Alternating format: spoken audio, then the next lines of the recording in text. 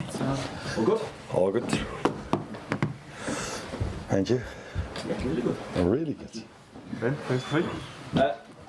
Arne, probably going to have to ask you about transfer speculation and the potential to bring in a centre-half in January. How likely are you to bring in a centre-half, whether it's Mark Gay or anyone else?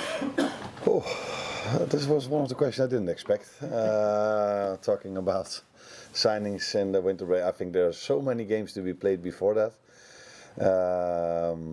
And in the position we are in, it's the last thing that's on my mind. Maybe not on Richard's, but it's the last thing on my mind. So it's not a topic at all for me at the moment. We have at this moment of time 3 centre backs, where with Joe Gomez included, of course, and maybe Ryan and Wata, who can play in that position. So. Maybe you are not aware of it yet, but we have other positions at the moment which is a bit more of an issue. In terms of results then, how perfect do you feel you have to be if you are to retain the title now? No, I think I've said many times already that at this moment of time we're not even thinking or talking about it. Actually, we didn't do this last season as well when we were top of the league. It's just about the next game. And I've said many times last season, and I say this season again as well, the best way to judge the league table is after 38 games, but the next best thing in my opinion is after 19 games. And let's see where we are then. But at this moment of time, the only focus we have is winning games of football, which it was actually the same last season at this moment of time. I have to ask you about Andy Robertson. I think his comments after Scotland qualified for the World Cup around Diogo Jota kind of gave an indication of the weight of grief that you guys are all still carrying. I just wonder then how you manage that day to day within the club, but also as well, are you guys being fairly judged given the raw emotion that you're still carrying with regard to Diogo? No, I think we're always judged, sometimes fair, sometimes unfair. But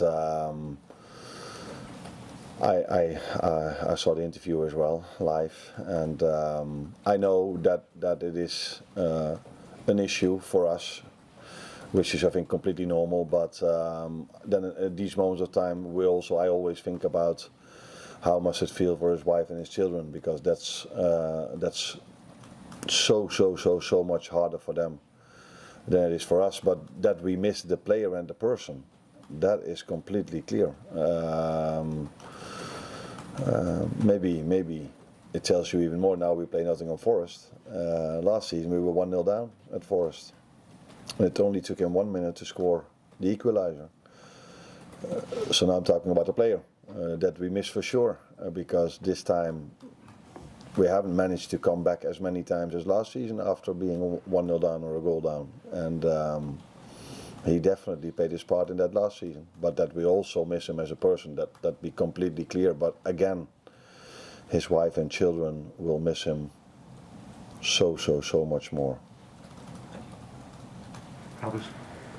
Parents, by the way, as well. I can tell that you're getting quite emotional now thinking about that as well. Is it?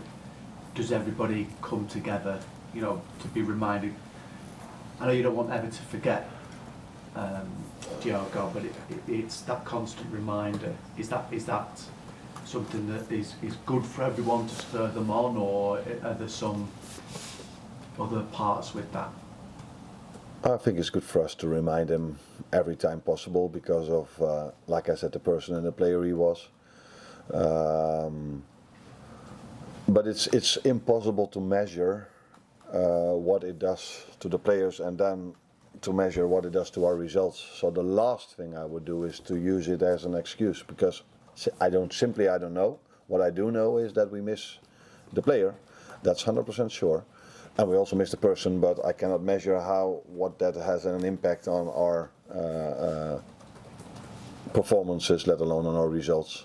So that's impossible for me to say, and we will never use it as an excuse, because that doesn't feel right. Can I ask you about team news? Alisson, just wondering where he is. Andy Robertson himself, I don't know if he trained yesterday. Alexander, and the update maybe is on Jeremy as well. Robert didn't train for a private reason. Is that the way you say it? Yeah. But he will be with us today. Allison trained last week and this week, so he will be able to play tomorrow if things work out well today again.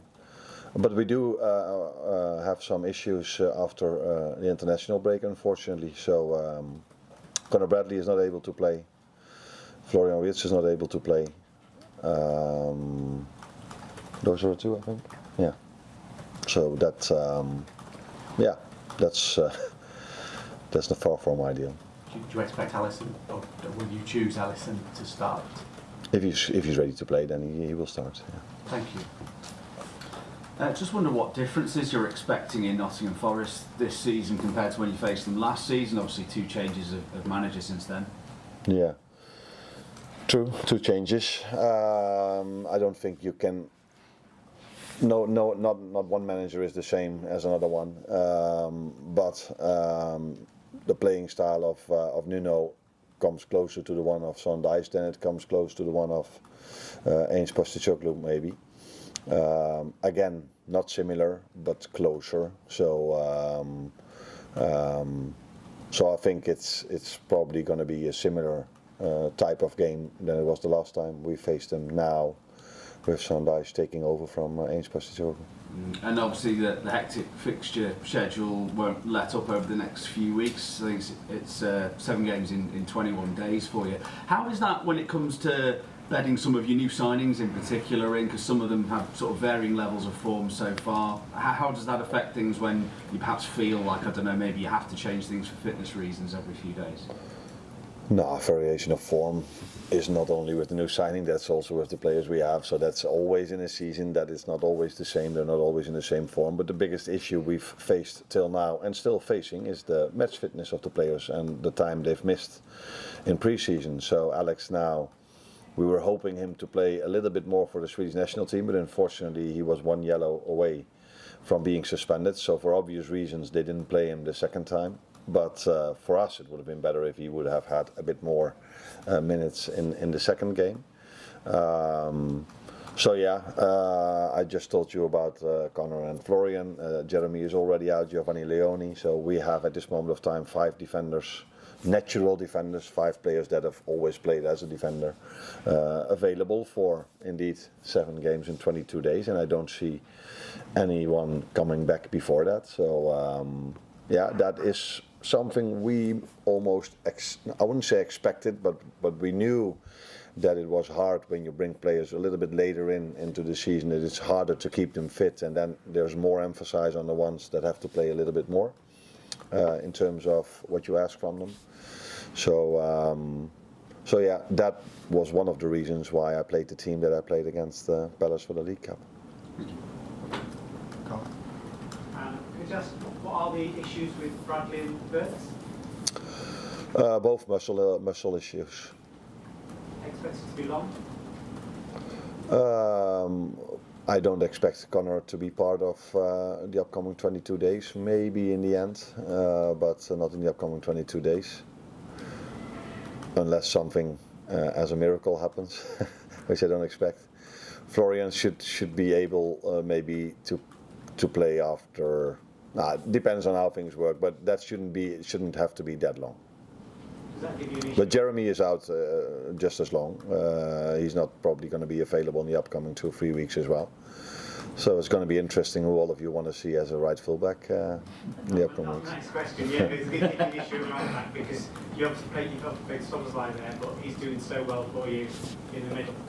He's doing so well in every position, yeah, that's true. He's played really well as a fullback, played really well as a midfielder. Curtis Jones played there last season as well. Joe Gomez can play there, but Joe Gomez has played, I think if I'm correct, 2 times 90 minutes throughout the whole 2025 year. So if we want to keep him available longer, it's maybe a bit of a risk to play him 7 times in 22 days. He missed out on a training session yesterday, by the way, as well, but we are expecting him to train today. So yeah, challenging, but the good thing is that we have still enough good players available, and maybe 1 of them or 2 of them have to play in positions they usually don't do. But yeah, that's what we have to accept. Hi Arne. You've spoken a lot about the ability of the benefits of playing with a lead, and a big part of that is making a fast start. In comparison to last season, Liverpool haven't made as many fast starts. I think it's only once in 17 games Liverpool scored in the first half an hour of a game compared to 22 times just in the league last season.